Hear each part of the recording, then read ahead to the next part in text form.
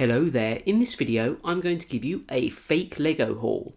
Now this isn't all it seems, and it all will become apparent as we get through the video.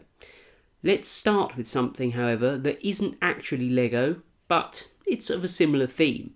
Here, by a company called Build It, I have a little cherry picker, and you can see it's made from sort of metal plates with holes in, and screws and bolts, and plastic accessories. This looks a lot like a Meccano set, doesn't it? Do you have Meccano in America? I know we do in the UK. Apparently it was invented by somebody called Frank Hornby in Liverpool, who I believe, well, I'm guessing actually, probably started the Hornby model train company as well. Now, I want to highlight a crucial difference actually between this and the main brands that counterfeit Lego products. So yes, this is copying Meccano's building system, but crucially, this isn't a model designed by Meccano that this company Build It has stolen. This is a unique model. The packaging is completely different. Now this was spectacular value for money. This was actually, I believe, 20p. My girlfriend got it for me, and yes, as many of you have pointed out, it is frankly unbelievable that I have a girlfriend. Thank you so much for your continued support. 81 pieces, and here is the little model. It's so cheap that I'll just probably give it to a charity shop, actually, after filming this video. Did I enjoy putting it together? Do you know, I have to say, no. I don't like Meccano, and I don't like this copy of the Meccano building system either, even if it was 20p. I suppose the time I spent doing it was quite good value for money if you think about it. Probably 0.1 pence per minute of playtime. Playtime? I am 32. I should probably think about having a more adult hobby than this, shouldn't I? But anyway, I just don't like Meccano. It's so fiddly to put the little screws in and do up the bolts. Takes ages. It's just horrible. Compared to Lego, I would choose Lego every day of the week. So that's that. Next up, I have something that I bought from an aircraft museum, and I went there around the time of my birthday, which is about 5 months ago. Got this little model, which is a Royal Air Force Red Arrow model. It's by PGS Limited. Oh, that's a catchy name for a company, isn't it? It gives the impression that it's a genuine Royal Air Force endorsed product. I'm not sure if it is or not. It was £7.99, which from the size of the box I didn't think was that unreasonable. It contains 97 pieces, so I thought, well, it was worth having a look at. So the Royal Air Force, I think, has recently celebrated 100 years since its formation, so this is a little mini celebration because our Air Force is the best in the world. We can discuss it down below if you must. This is the model itself, and yeah, it's incredibly simple. $7.99, yeah, maybe that's about what I would have paid for a similar Lego set. Maybe the Lego set would have been a bit more expensive with the same number of pieces, but then again, maybe the model would have looked better. All the parts are Lego compatible, so you could add to it, but for heaven's sake, don't mix up your fake or alternative Lego bricks with your genuine Lego bricks. That is like a terrible nightmare. Something I really don't like about it is that it's got little stickers rather than bricks with printed details on them.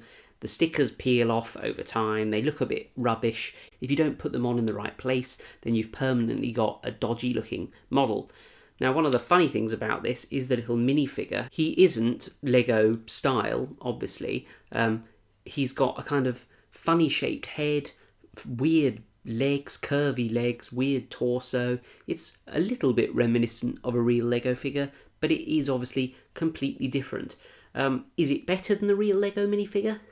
No, it's not. It's extraordinarily bad. My particular favourite is his eyebrows, which are incredibly bushy, and I'm just very jealous of that because I've got very thin, light-coloured eyebrows. But he's Lego compatible, so if you want to have him as some kind of alien visiting your Lego city, then you've got that option. Oh look, it's really well made. This has fallen off. As a little souvenir, for a trip to an aircraft museum, it's all right. But other than that, I think, it's always best to stick to Lego, isn't it? But now, onto the main feature. Sorry I made you wait this long, but that's how ad revenue is optimised, by getting people to watch videos for longer. So before we get on to... Not really. Again, my girlfriend, who may or may not exist, bought me this laser pegs set, which is quite cool. Nice big box. Can't remember what she paid, but I think it's about £25 on Amazon at the moment. It's your imagination.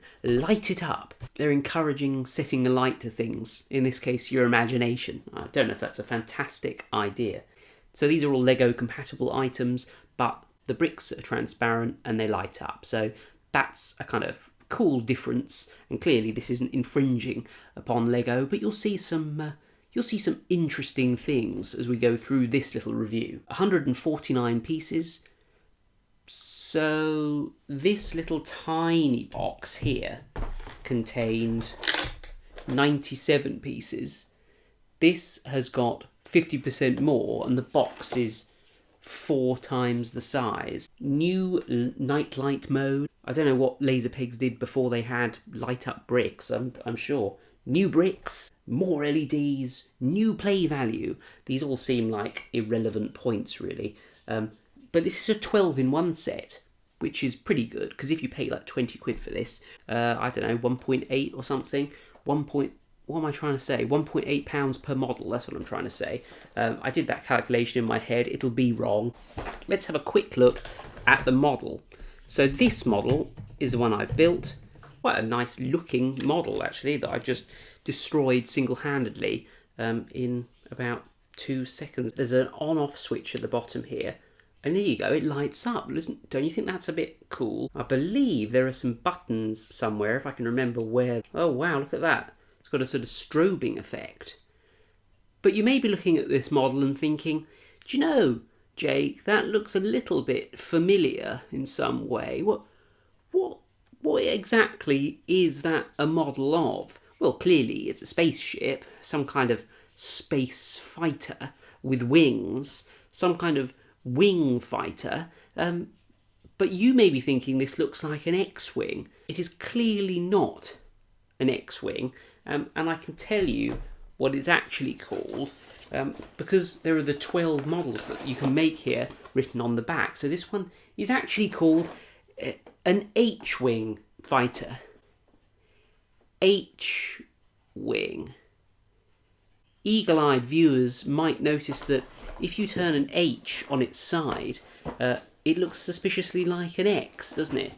So yes, this is kind of a little bit of a rip-off of a Lego Star Wars X-Wing.